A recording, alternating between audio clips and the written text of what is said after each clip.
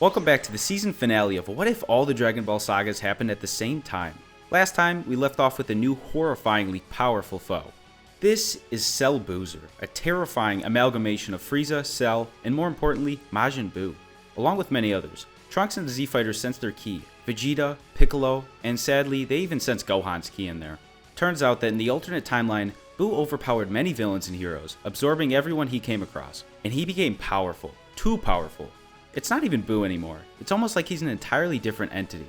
Shin apologizes to the group and says that he had no choice. Shortly after Trunks left, Cellbuzer sensed the Kai's ki and appeared at the lookout. He killed Kibito and glared at Shin. His battle with the new enemy was cut short and he wants to finish it.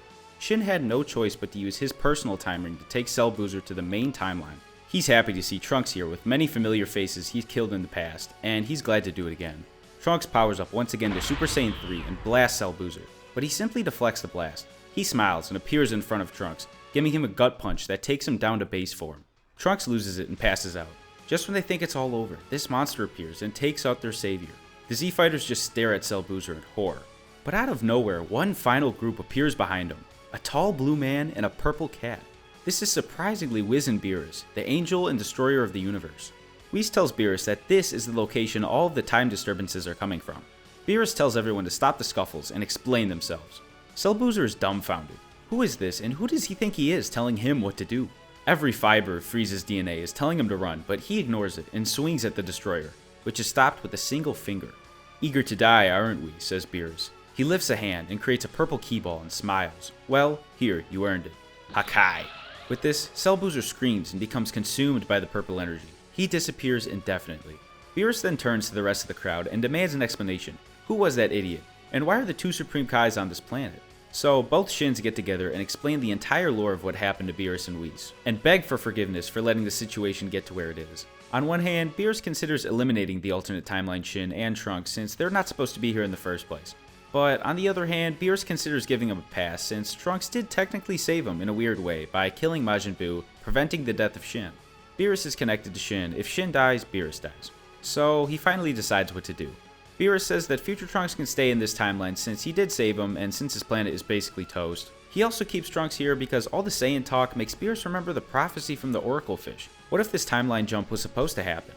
He also states that alternate Shin has to immediately return to his timeline for damage control. Shin thanks the Destroyer and says an emotional goodbye to Trunks before he goes back to his own timeline.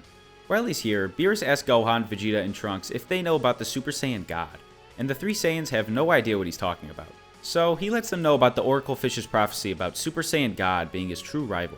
Here, he gives them all a mission to become the Super Saiyan God before his arrival however many years from now. And with that, Beerus tells Whis that he wants to go back for a power nap and tells him to take him back to his planet. And with that, Whis and Beerus disappear. Everyone gets up with hope in their eyes. Finally, it's truly over. There can't possibly be another thing going on. They all get up to go back home, but oh my god, no way, is that Shenron? Goddamn! It's almost like 10 years of misfortune got mashed into one single week. But who possibly could have been summoning Shenron? Turns out that once again, Goku was too lax on Frieza, and left them with a single shred of life. Frieza waited patiently in the crater for a couple of hours to regain a bit of strength in order to get out of here. He needs to leave this planet as soon as possible. He lugs himself out of the crater and flies around aimlessly looking for some kind of spaceship to take him out of here. All these humans have such Homo sapien technology. None of these automobiles can fly. But suddenly, he senses a Saiyan and almost craps himself. But to his surprise, his ki's extremely weak. If Frieza's gonna be stranded on this planet to die, he might as well kill a Saiyan while he's at it.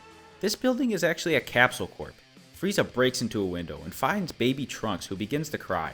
Frieza charges a death beam and screams, "Die, monkey!" But Bulma charges into the room, throwing a piece of furniture at Frieza, which does nothing.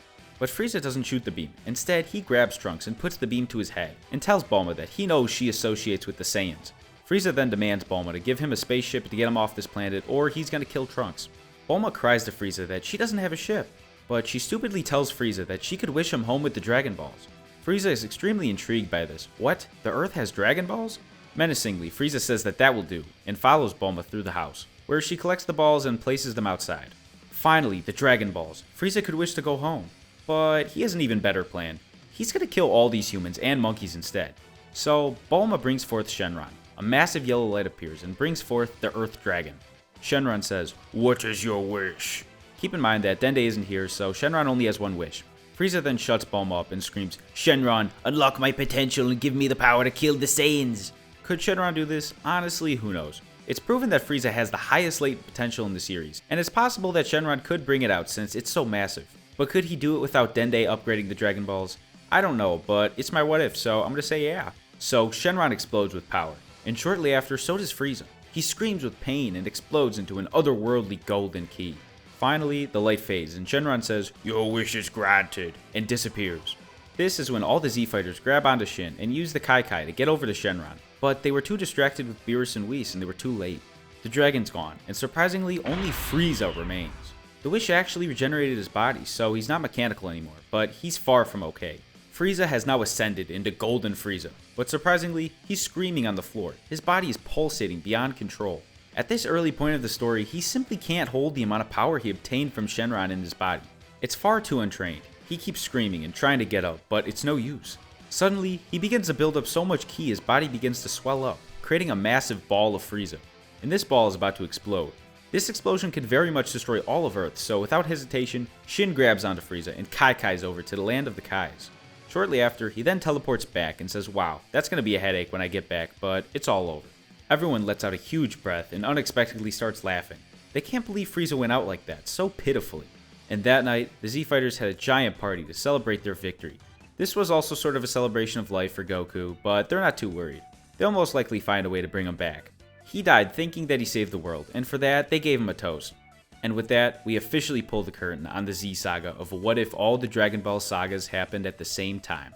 Well, if you enjoyed this What If series and you want the release of the Dragon Ball Super Saga, please support the official release of the full Z Saga story coming out shortly after this video. This will be my first long-form video, and I'm very hyped for it, so I would love if you stopped by to watch. Even if you just played it in the back for background noise, I'd be very appreciative. Alright, see y'all in the next one.